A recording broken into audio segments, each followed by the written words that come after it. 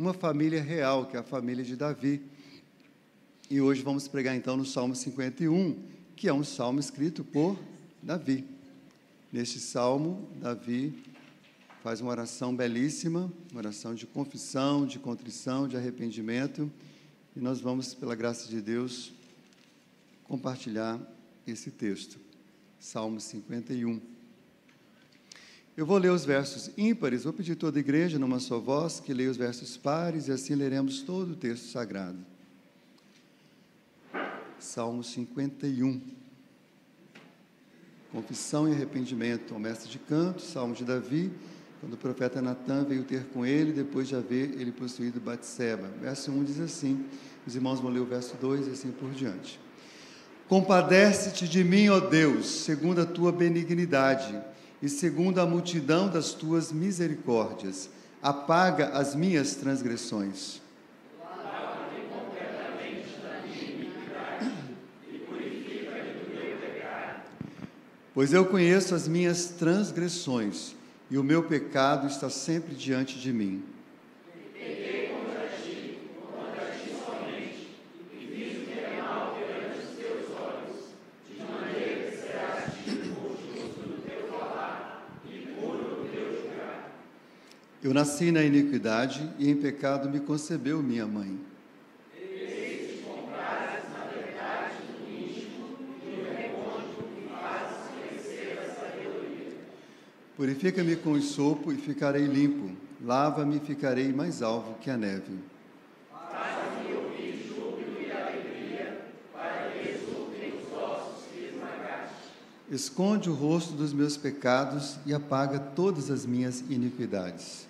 Cria em mim, ó Deus, um coração puro, e renova dentro de mim um espírito inabalável. Não me repulses da tua presença, nem me retires o teu Santo Espírito. Restitui-me a alegria da tua salvação, e sustenta-me com um espírito voluntário. Então ensinarei aos transgressores os teus caminhos, e os pecadores se converterão a ti. Livra-me dos crimes de sangue, ó Deus, Deus da minha salvação, e a minha língua exaltará a tua justiça. Abre, Senhor, os meus lábios, e a minha boca manifestará os teus louvores. Pois não te comprases em sacrifício, do contrário, eu te daria, e não te agradas de holocaustos.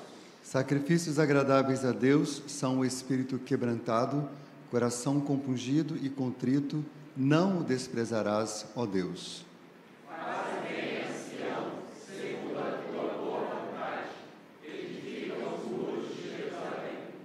Então te agradarás dos sacrifícios de justiça, dos holocaustos e das ofertas queimadas, e sobre o teu altar se oferecerão novilhos.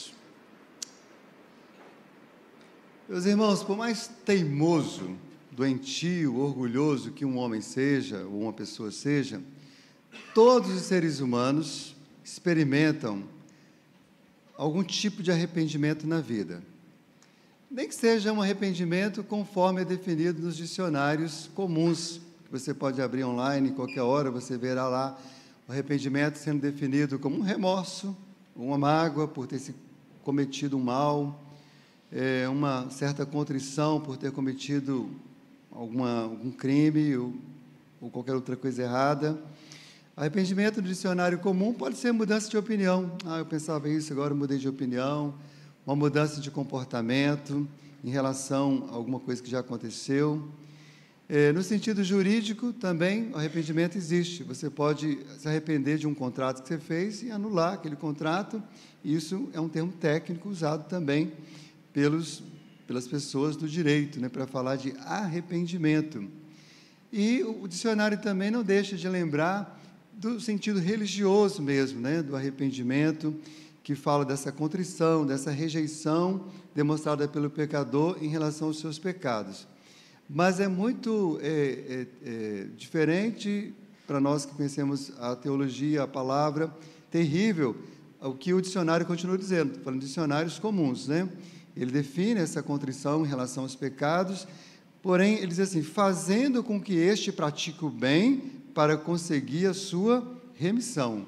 Quer dizer, uma definição bem legalista, né? Eu me arrependo e procuro mudar para ver se eu consigo, assim, a remissão, o resgate, a libertação, ou o pagamento, né, daquela dívida que eu acabei ocasionando com aquele pecado.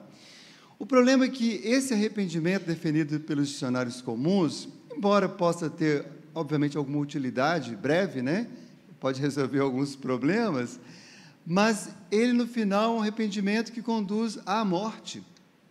Ele não conduz à vida. Há um arrependimento mais profundo, mais autêntico e mais importante, que é definido nas Escrituras Sagradas. E é sobre esse arrependimento que nós vamos compartilhar, e é sobre isso que o Salmo trata. Um arrependimento que implica numa mudança, né, de mente, uma transformação da alma, do caráter, do interior, e que redunda naturalmente na transformação de toda a pessoa. E um dos textos que contrasta esse arrependimento para a morte, esse arrependimento para a vida, é o de 2 Coríntios 7:10, porque a tristeza segundo Deus opera arrependimento para a salvação, da qual ninguém se arrepende. Quem realmente conhece a salvação em Cristo, está seguro nisso, não volta atrás. Mas a tristeza, ou arrependimento segundo o mundo, está lá, opera a morte. Também, Atos 11:18, nós encontramos esse contraste que diz assim: e ouvindo estas coisas, apaziguaram-se e glorificaram a Deus, dizendo: na verdade, até aos gentios, Deus deu o arrependimento para a vida, porque ainda havia uma dúvida sobre quem seria salvo. E aí, quando Deus opera ali a sua obra de salvação no meio dos povos que não eram judeus, eles reconhecem que Deus estava num arrependimento muito mais profundo, arrependimento para a vida, e vida eterna. Também em Atos 20, verso 21, encontramos: testificando tanto a judeus como a gregos, o arrependimento para com Deus e a fé em nosso Senhor Jesus Cristo. Então, arrependimento para a vida, arrependimento para a salvação, arrependimento para com Deus, ou seja, em direção a Deus, porque não é só deixar algo, mas é ir em direção a outro, deixar os pecados, estar totalmente abraçado por Deus. É sobre esse arrependimento que nós vamos compartilhar, esse arrependimento que o texto nos fala, e esse é um arrependimento que ele é experimentado tanto na conversão quanto na santificação. O arrependimento na conversão é aquele ato onde o pecador se encontra pela primeira vez com Cristo, se rende, o Deus opera ali a obra, e aquela pessoa então é salva. Isso é único, é uma obra definitiva. É o arrependimento para a conversão, para a salvação, que inclui a fé no Senhor Jesus. Mas há arrependimentos que eles vão se repetir na nossa vida, porque ainda pecamos. Então, naturalmente, precisamos continuar nos arrependendo, que é o arrependimento para a santificação, arrependimento para o crescimento espiritual, um arrependimento que nos leva para mais próximo do Senhor, no sentido de usufruir mais daquilo que Ele é e daquilo que Ele já nos tem dado. Mas, às vezes, ainda não nos deleitamos tanto, porque ainda dividimos nosso deleite entre Deus e os nossos pecados. Então, cada pecado que a gente abandona é mais deleite no Senhor, mais alegria no Senhor.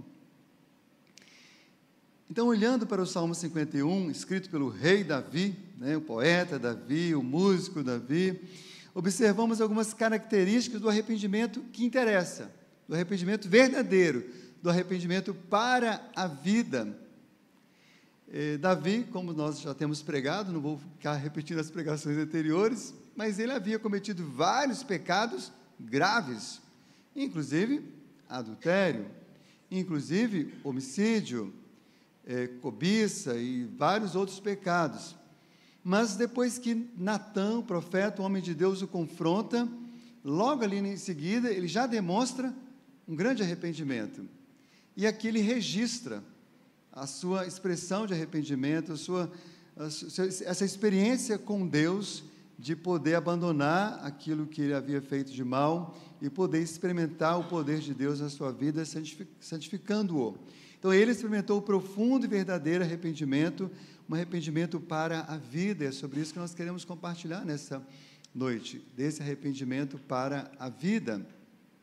De onde vem esse arrependimento? De onde veio esse arrependimento de Davi? Como eu e você podemos continuar experimentando esse arrependimento para a nossa santificação? E como você, querido, que ainda não se rendeu de verdade a Cristo, pode, hoje mesmo, experimentar esse arrependimento para a sua salvação. Então, vamos considerar, em primeiro lugar, que o arrependimento para a vida, ele vem do conhecimento do caráter divino.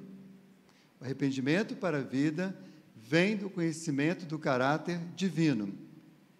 Davi reconhece que Deus é justo, puro, verdadeiro, sábio, santo. É a luz de Deus, é a luz do caráter de Deus que revela o horror do pecado de Davi. Quando às vezes acaba a luz, já aconteceu comigo várias vezes, tá arrumando para vir para a igreja, acabou a luz, só que não deu tempo de tomar banho, não deu tempo de arrumar o cabelo. É muito provável que a gente venha com alguma coisa fora do lugar, Eu não tenho muita coisa para vir fora do lugar, mas as irmãs, com o cabelo, a maquiagem, mas quando a luz está presente, a gente vê os nossos defeitos, e isso aqui não ficou legal. E é diante da luz de Deus que nós percebemos o nosso pecado e podemos caminhar para o arrependimento. Davi também sabia que esse caráter santo, justo de Deus, exige também a manifestação da justiça de Deus, a manifestação da sua santidade no trato com os homens, o que muitas vezes pode levar, inclusive, à disciplina, à correção, como o próprio Davi experimentou, conforme eu preguei domingo passado. Os irmãos podem depois acessar e compartilhar e entenderão mais ainda sobre isso, mas Davi experimentou a disciplina de Deus quando ele viu a santidade do Senhor. E Davi expressa isso: contra ti somente pequei, e fiz o que é mal à tua vista, para que sejas justificado quando falares e puro quando julgares. Davi falou assim: Senhor, não tem chance, não dá para ficar explicando, não dá para ficar justificando. O Senhor é puro quando o Senhor fala, o Senhor é justo quando o Senhor julga, e diante do Senhor, todas as minhas desculpas farrapadas caem por terra. Eu posso me explicar bem para minha esposa, meu marido, meu pai, meu pastor, meu conselho, mas diante do Senhor, a única coisa que eu posso fazer é dizer: Senhor, o Senhor é santo, eu sou o pecador. O Senhor é o justo, eu sou o injusto. E Davi continua lembrando disso, falando com o Senhor: Senhor, eis que o Senhor, que tu amas a verdade no íntimo, e no oculto me fazes conhecer a sabedoria. E é muito legal isso, Deus ama a verdade no íntimo, não é aquela verdade dita de boca para fora, só para resolver um probleminha, Você até concorda, com todo mundo para poder parar a confusão, mas lá no fundo você continua ainda sustentando o seu comportamento, a sua ideia, a sua rebeldia, mas Deus sabe que essa verdade não é no íntimo, Ele sabe que é uma verdade da boca para fora, mas Ele ama quando a gente fala assim: Deus, eu sei que o Senhor é verdadeiro, eu sou o mentiroso da história, e não precisamos consertar isso daqui. Por isso Davi, então, diante dessa situação de quem Ele é, de quem é Deus, Davi reconhece, então, que Deus é misericordioso, benigno, bondoso e gracioso. Porque, irmãos, se a gente fosse olhar somente para a santidade e justiça de Deus, sem conhecer, sem experimentar, sem lembrar da sua misericórdia, da sua benignidade, do seu amor, nós não suportaríamos tamanho, seria realmente o terror para nós. Mas Deus também é misericordioso, bondoso, e Davi, então, diz: tem misericórdia de mim, ó Deus. E essa misericórdia deve ser segundo a tua benignidade. Como o Senhor faz o bem, como o Senhor é bondoso, então, por favor, é aí que eu espero. E ele diz: segundo a multidão das tuas misericórdias. Então, multidão das misericórdias, fala de muitas misericórdias manifestas ao longo da nossa vida, na nossa casa, na nossa família. Gente, quando a gente falha, seja qualquer coisa, dentro de casa, a gente tem falado muito sobre família, então vamos aplicar aqui a família. Mas se não há segurança, se não há acolhimento da parte do outro, existe mais dificuldade de você reconhecer. Quem aqui já não evitou contar certa coisa para o cônjuge, para o pai, para alguém, porque sabia que não ia ter misericórdia, que a coisa ia ser muito terrível? E a gente precisa aprender com o Senhor sobre isso. Sim, irmãos, não devemos abandonar a verdade, a justiça, a santidade, mas devemos também aprender com o nosso Deus, de que as pessoas podem vir a nós, porque assim como Deus nos dá misericórdia, nós podemos também conceder misericórdia, amém, meus irmãos? E é assim o nosso Deus, nós precisamos conhecê-lo mais. Então, querido, querida, qualquer que seja o seu pecado, não deixe de se aproximar de Deus, conheça-o, porque é conhecendo mais a Deus que você vai conhecer a si mesmo. Por mais terrível que seja, por mais que Ele possa até te corrigir, e se Ele o ama, Ele vai te corrigir, mas Ele o fará com misericórdia, esteja certo disso. E quem conhece a misericórdia de Deus, fica muito animado para expressar seu arrependimento, porque sabe que Ele vai nos acolher, Ele vai nos levantar, Ele vai nos perdoar, porque Ele é rico em perdoar e rico em misericórdia. Amém, meus irmãos? Então, o arrependimento para a vida vem do conhecimento do caráter divino. Mas, em segundo lugar, o arrependimento para a vida, ele vem do conhecimento do caráter humano. Sim. Quanto mais conhecemos a Deus, mais nós nos conhecemos, porque o Senhor Ele é a luz que nos faz entender quem nós somos criados por Ele é o nosso Criador. Mas perceberemos principalmente nossos pecados diante da santidade de Deus, pecados cometidos, pecados que às vezes não cometemos, mas nos assediam, e é isso que Davi faz aqui, porque eu conheço as minhas transgressões. Existem várias definições de pecado, mas vamos ao óbvio, vamos ao básico, que todo mundo conhece, pelo menos deveria conhecer, pelo menos os presbiterianos deveriam conhecer, que é a definição do nosso catecismo, né? Que é pecado, né? É a transgressão da lei de Deus, ou a falta de conformidade com essa lei. Essa é uma definição bem objetiva. Então, Deus nos deu a sua palavra, os seus mandamentos, conforme o pastor Milton lembrou hoje de manhã, né? Está resumido nos 10 mandamentos, depois Jesus resume ainda mais nos 2, e transgredi-los é pecado. Pecado não é transgredir uma regra que eu inventei, que eu quis impor sobre a igreja, sobre a minha família, sobre o meu trabalho necessariamente. Mas o pecado é quando eu, de fato, transgrido um princípio divino, que pode até se dar, em algum momento, na quebra de uma regra também social. Mas não é necessariamente isso, não é as regras que a igreja cria, mas que Deus estabeleceu, estão estabelecidas. Não precisamos ficar criando, né, novas listinhas de pecado, até porque, irmãos, a Bíblia diz, está lá, que o pecado ia se multiplicar, que a iniquidade se multiplicaria. Então, existe milhares, milhões de formas de pecar. Então, você poderia, se for enumerar maneiras de pecar, pecados, assim, tentando dar nome a ponto, você poderia ter uma lista infinda. Mas vamos nos ater à essência das Escrituras e vamos reconhecer que nós não conseguimos cumprir a lei de Deus. Se tropeçarmos num tio, já tropeçamos em toda a lei. Mas pecado também é algo que assedia, por isso que ele fala, meu pecado está sempre diante de mim. Ou seja, você acordou, você já poderá ser assediado por algum tipo de pecado. Uma ira, porque o vizinho te acordou antes da hora, um pensamento lascivo, porque você está afastado do seu cônjuge, qualquer outra coisa. O pecado ele está sempre tentando, né? Essa coisa do assédio que as pessoas hoje tanto, alguém me assediou moralmente, irmãos, o maior assédio é do próprio pecado, que vem pelo mundo, que vem pela natureza pecaminosa, que vem pelo sussurro de Satanás, vem de muitas formas, vem num clique na internet, vem numa conversa, vem qualquer coisa. E Davi está reconhecendo que o seu caráter é propenso a cometer pecados. E por fim ele diz, eis que em iniquidade fui formado e em pecado me concebeu minha mãe. Irmãos, o homem é pecador e por isso peca, não o contrário. O homem é pecador, a sua natureza é pecaminosa e Davi está reconhecendo isso.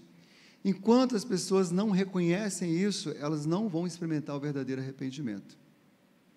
Elas vão até talvez deixar uma coisa ou outra, mas elas vão estar se achando assim, muito maravilhosas, né? Irmãos, as melhores filosofias humanas melhores aí entre aspas, né? Elas partem do princípio que o homem é bom. Olha, se o homem é bom, não precisa de arrependimento. Ele pode até experimentar algumas mudanças, né? E isso é tão fato, isso é um fato tremendo. Eu tenho um amigo ateu, e a gente, como a gente está na mesma academia, então eu me encontro com ele toda semana, várias vezes, né? E a gente conversa muito, e ele tem princípios, assim, se você olhar a maneira como ele vive, é de um crente, assim, ele é corretíssimo com tudo, honesto, assim, tem muitos princípios que, na verdade, são de Deus. Ele nem sabe que é de Deus, porque ele não crê em Deus, né? Mas é de Deus. Mas a gente percebe claramente que é um esforço dele, para não sei exatamente porquê, como foi falado hoje pela manhã, talvez movido pelo dever, né? Porque hoje nós vivemos, o homem que não teme a Deus é um dever, como disse o irmão aqui, é o crepúsculo do dever. Eu preciso, é uma questão social, você não vai bagunçar demais o mundo, mas não há um arrependimento sincero e verdadeiro que conduza uma vida que realmente glorifica a Deus e que realmente produz a eternidade na sua vida.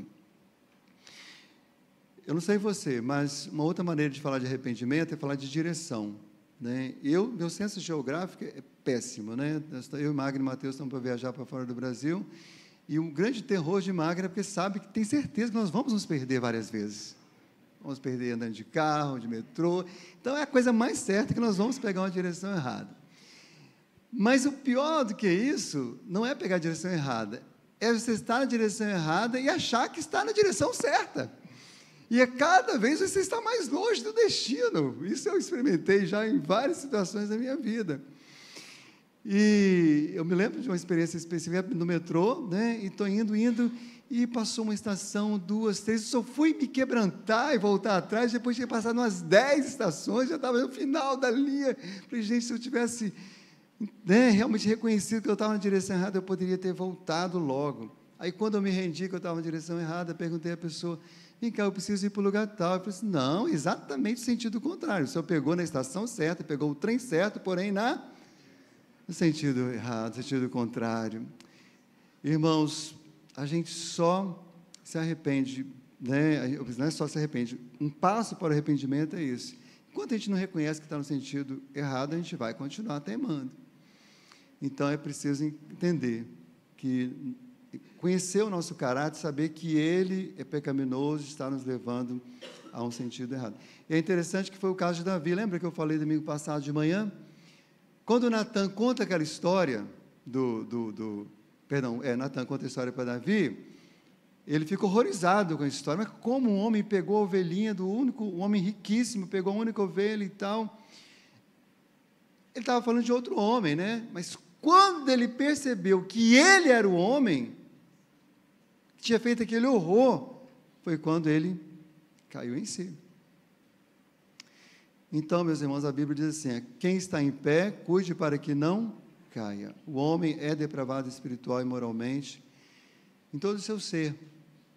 O homem sem Cristo, sem Deus, ele está caminhando a passos largos para o inferno, por melhor que ele seja, o que ele acha que ele seja.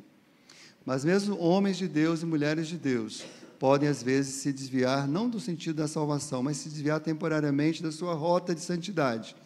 E precisa reconhecer que sem a graça de Deus não é possível viver uma vida santa e voltar ao Senhor em arrependimento sincero.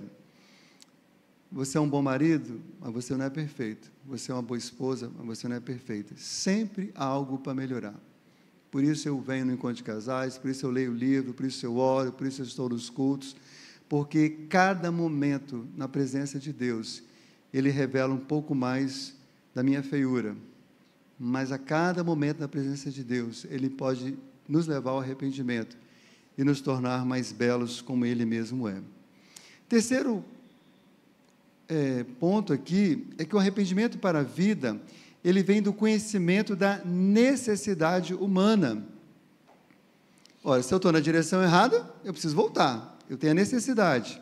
Então, olhando para o caráter perfeito de Deus e para a iniquidade nossa, a primeira reação nossa é o quê?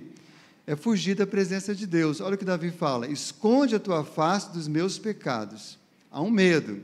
Foi o que Adão e Eva fez. Mas é aí, nesse momento, que o pecador percebe a sua real e profunda necessidade. Ser resgatado, ser livre, ser lavado, ser limpo, mudar de direção, ser purificado da sujeira do seu pecado. E é isso que Davi suplica: apaga todas as minhas iniquidades, apaga as minhas transgressões, purifica-me com hisopo e ficarei puro, lava-me e ficarei mais branco do que a neve. Então ele reconhece a necessidade.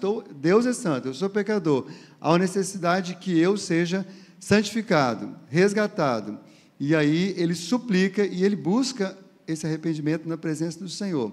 E aqui ele usa essa palavra hisopo. Hisopo é uma planta, é uma planta que tinha um valor medicinal, era uma planta cheirosa, não é que existe ainda, né?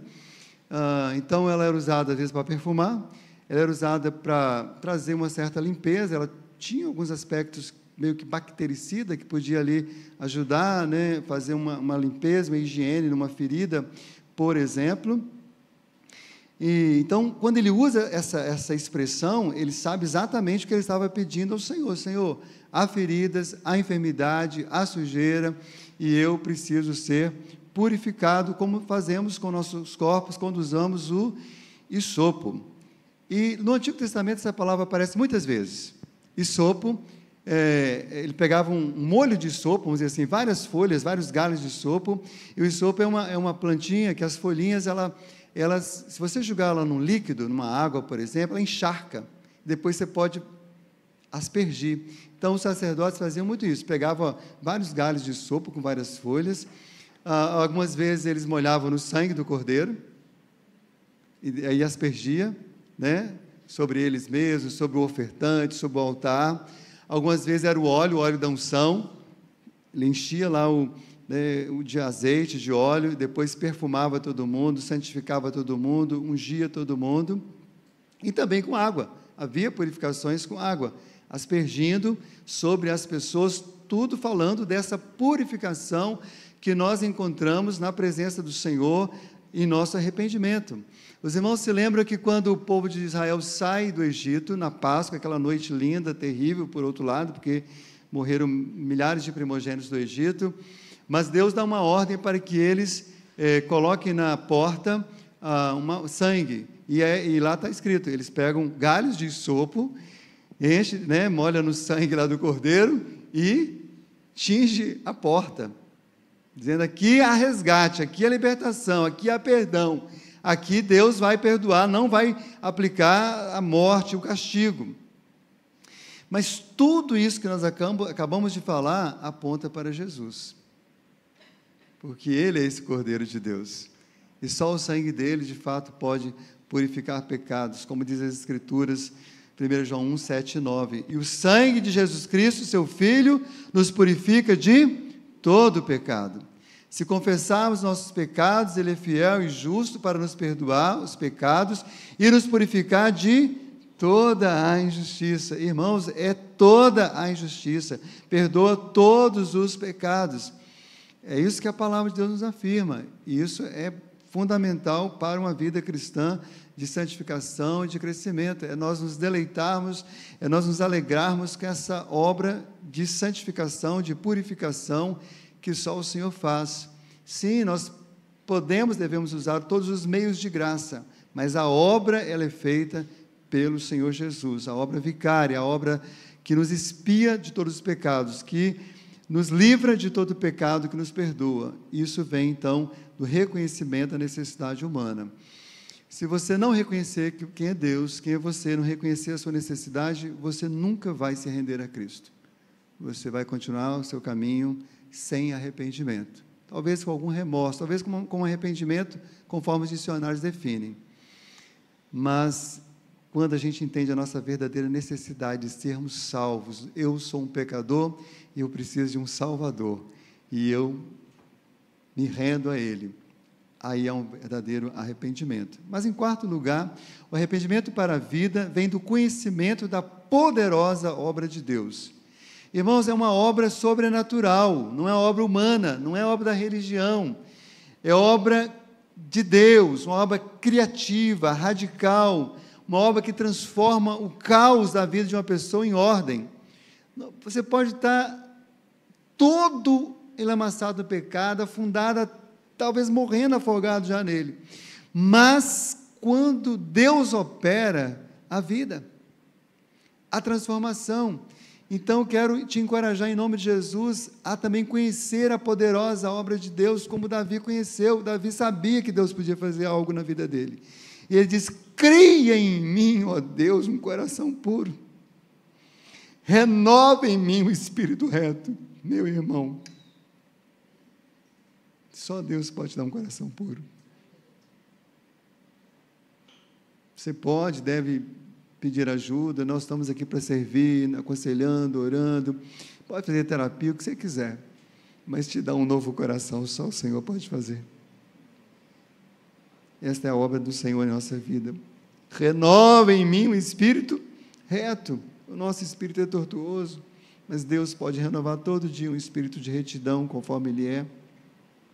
É uma obra realizada e sustentada pela presença do Espírito Santo, por isso que Davi ora: não me lances fora da tua presença, e não retires de mim o teu Espírito Santo. Como sabemos, essa é uma questão que nós entendemos, mas talvez você não entenda, é preciso que você ouça hoje.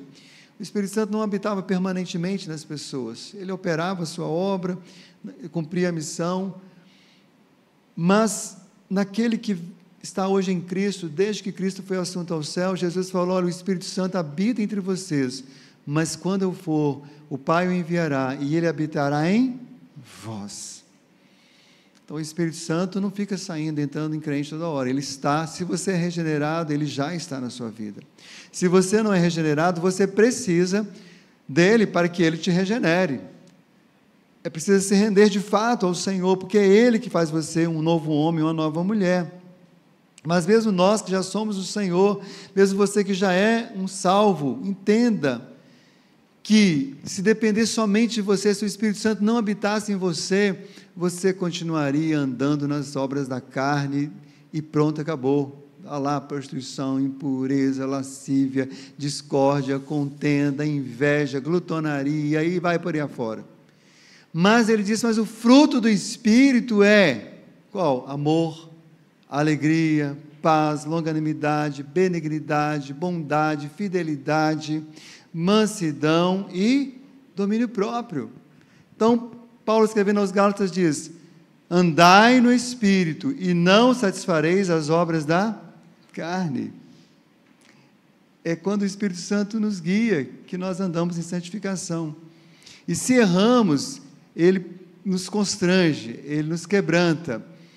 Então esta é a obra do Senhor em nós. Deixemos ele fazer a obra, nos rendamos, nos coloquemos no ponto. Qual é o ponto? De humildade, de quebrantamento, de oração, usando os meios de graça na palavra. Irmãos, muitas vezes eu fui ler a Bíblia, não estava com vontade de ler a Bíblia. Eu fui orar muitas vezes sem vontade. Mas quando eu me coloquei ali, falei: Deus, eu não quero orar, não quero ler Bíblia, não quero fazer nada. Mas eu estou aqui. Às vezes, por algum tempo, até em silêncio, sem ouvir nada, sem falar nada. Mas eu falo: mas eu não posso me levantar daqui do jeito que eu estou. Como eu vou viver a minha vida desse jeito? Como eu vou cuidar da minha família? Como eu vou pastorear o rebanho do Senhor? Eu preciso que o Senhor opere esta bênção na minha vida. Como Davi orou: torna a dar-me a alegria da tua salvação e sustém-me como um espírito voluntário. Irmãos, a obra que Deus produz em nós é uma alegria para além das circunstâncias. É fruto do Espírito, não é fruto do meu esforço. É uma alegria que, inclusive, pode estar presente no meio do sofrimento. Olha a oração que Davi faz: faze-me ouvir júbilo e alegria, para que gozem os ossos que tu quebraste. O Senhor me quebrou. Mas no meio dessa quebradeira, eu posso, de alguma forma ainda, ouvir júbilo e alegria. Eu posso também me alegrar e me alegrar com a alegria das outras pessoas. Então, isso é a obra poderosa de Deus na sua vida. E isso deve te levar ao arrependimento. Saber que você pode ir a Deus do jeito que você está, todo errado, mas sabendo que Ele vai fazer você se tornar um homem justo e reto na presença dEle, porque esta é a obra dEle. Só que Ele começa essa obra na sua conversão, na sua regeneração, e Ele só vai terminá-la na glorificação. Então, é um processo. Por isso, de vez em quando, Deus nos moe de novo, nos quebra de novo, para nos levar ao arrependimento, para nos levantar e para nos tornar mais e mais semelhantes a Ele. Mas, em último lugar, meus irmãos, o arrependimento para a vida vem do conhecimento da bênção de servir a Deus. Em primeiro lugar, a bênção de servir a Deus como adorador. Livra-me dos crimes de sangue, ó Deus, Deus da minha salvação, e a minha língua louvará altamente a tua justiça. Livra-me dos crimes de sangue. Crimes de sangue são crimes que envolvem homicídio, mas nem sempre envolve homicídio. Às vezes você não matou ninguém, nem vai matar, mas envolve algum tipo de violência. E há pecados que ele diretamente não está matando ninguém, literalmente, mas tem muitas coisas que matam milhões de pessoas. Nunca me esqueci de uma vez eu fui no Avalanche, que é uma instituição cristã, missionária, aqui no centro de Vitória, e eles têm lá, não sei se ainda estão fazendo, mas eles faziam uma vez por ano uma semana contra a corrupção, né? E ele mostrando a corrupção, que começa, né, com o pecado de todo ser humano, mas a corrupção que se instala em qualquer lugar, numa religião, numa Câmara de Vereadores, num Tribunal de Justiça, enfim. E aí a primeira frase que estava lá, que eu achei chocante, foi assim: a corrupção mata. A corrupção mata. Talvez alguém nunca vai ter coragem de pegar um revólver e matar alguém. Mas nós sabemos que muitas das tragédias que acontecem num país, numa cidade, vêm da corrupção daqueles que a conduz, que dirige. Então, na verdade, irmãos, as pessoas estão sempre servindo a alguém, ou está servindo ao pecado, ou está servindo a Deus. Então, Davi fala: Senhor, eu quero que o Senhor me livra, não me deixe nem que eu...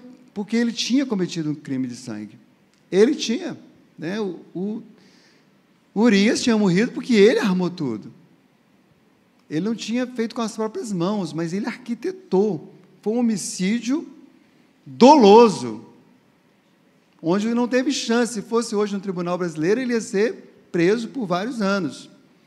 Mas ele fala: mas eu não quero servir dessa forma, nenhuma forma, ao pecado, mas eu quero louvar altamente a tua justiça. Abre, Senhor, os meus olhos, e em a boca entoará o teu louvor, pois não desejas sacrifícios, senão eu os daria.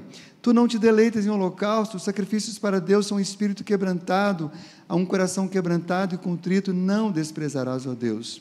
E aqui Davi está confrontando mais uma vez a questão da religiosidade, porque eu posso vir num culto como esse, mas se não houver arrependimento, se não houver quebrantamento, Deus não se agrada.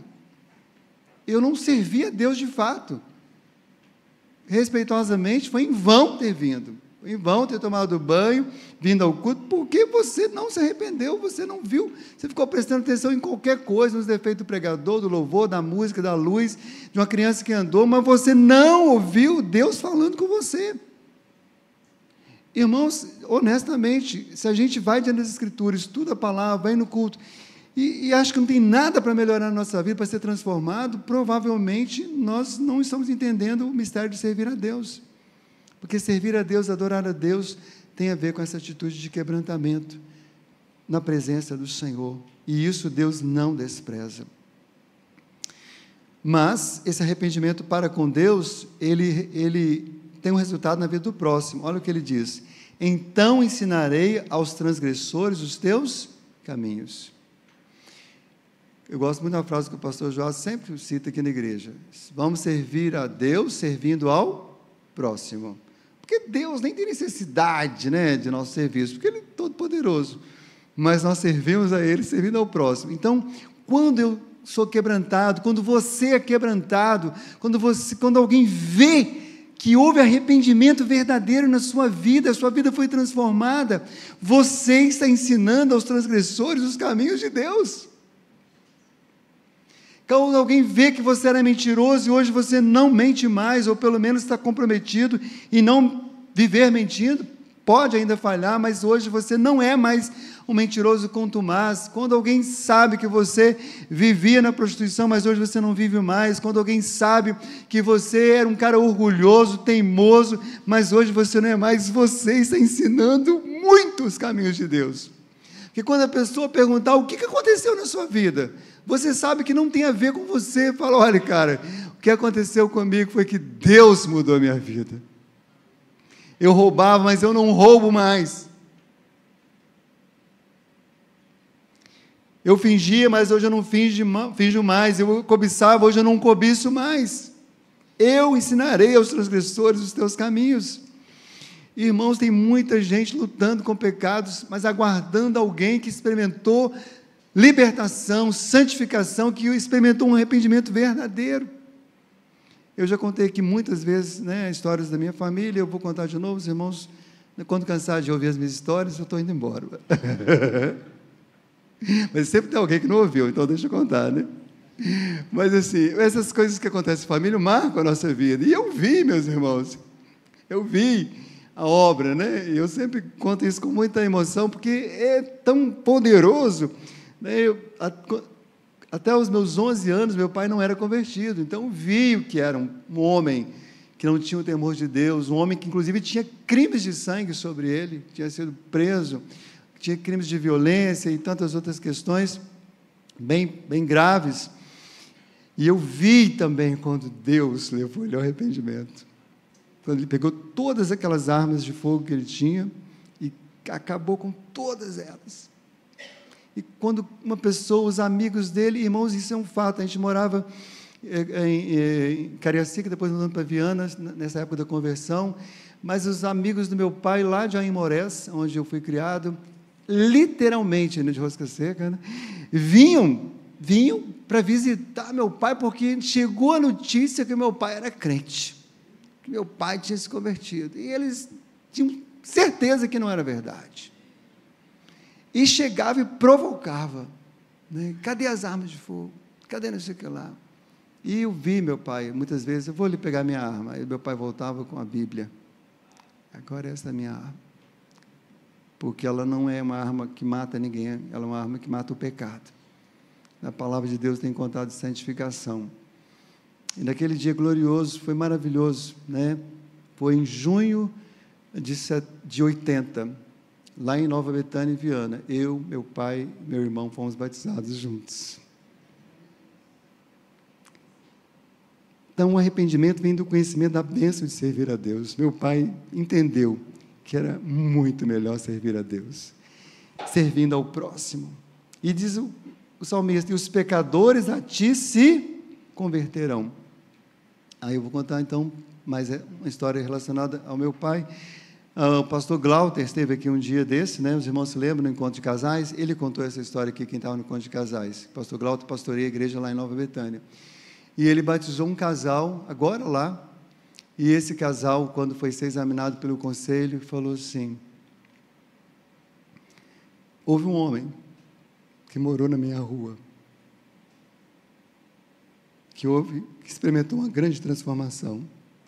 E quando nós vimos aquilo que tinha acontecido, primeiro nós duvidamos, depois nós ficamos maravilhados, mas nossos corações endurecidos não se renderam a Cristo. Mas, durante os últimos 30 anos da minha vida, aquilo que Deus tinha feito na vida daquele homem me perturbava, e eu falava com a minha esposa, eu queria tanto ser transformado como aquele homem foi, por que eu não fui transformado? Passaram-se 30 anos. Ele e a esposa dele agora foram batizados. E ele disse, foi o seu Mirim, foi o testemunho dele.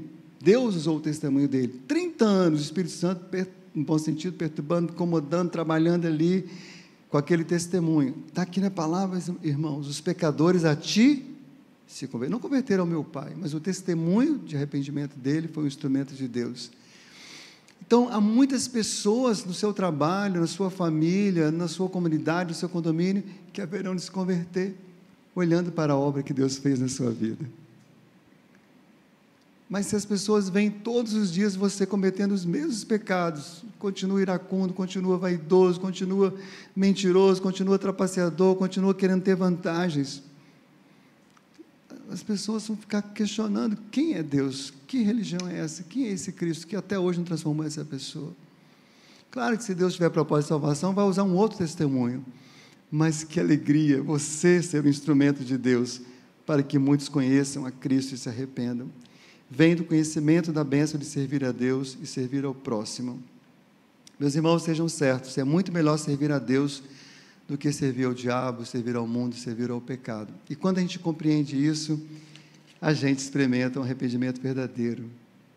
Por mais prazerosos que sejam alguns pecados, ou qualquer pecado, mas sabe que o maior prazer está em servir a Deus. Quero concluir com o verso 19 que diz: então te agradarás dos sacrifícios de justiça, dos holocaustos e das ofertas queimadas, então se oferecerão novilhos sobre o teu altar. Então, todo o nosso culto, tudo agora faz sentido, porque nós experimentamos um arrependimento verdadeiro. Um dia desse, não vou citar o nome por uma questão ética, eu conto coisa aqui da igreja, mas não cito, uma certa pessoa estava no culto com a sua família, mas a pessoa vem empurrada, amarrada, obrigada, sei lá o quê, e aí, quando o ministério de louvor nosso levantou, né, a pessoa virou e falou assim: já vai começar essa cantoria chata. Aí a pessoa, né, que ouviu, né, me ligou, falou: pastor, fiquei tão triste de ouvir isso. Eu disse para ela: querida, ele ainda não experimentou o arrependimento verdadeiro, porque quando ele experimentar o arrependimento verdadeiro, ele vai entender que não é uma cantoria chata, são louvores ao Deus vivo, é adoração com cânticos espirituais, é adoração com tudo aquilo que Deus nos dá. O arrependimento para a vida vem do conhecimento do caráter divino, do caráter humano, da necessidade de perdão, da poderosa obra de Deus e da bênção de servir a Deus. E hoje Deus convida todos nós ao arrependimento. Você que já é de Jesus, convida ao arrependimento para a santificação. Você que ainda está enlameado no pecado, não se rendeu, ele te convida ao arrependimento para a salvação. Arrependa-se hoje e receba a alegria da presença do Senhor, a alegria da vida eterna, arrependimento para a vida. Chega de arrependimentos que vão te conduzir a mais pecado e a mais morte. Experimente o verdadeiro arrependimento por meio de Jesus. Amém?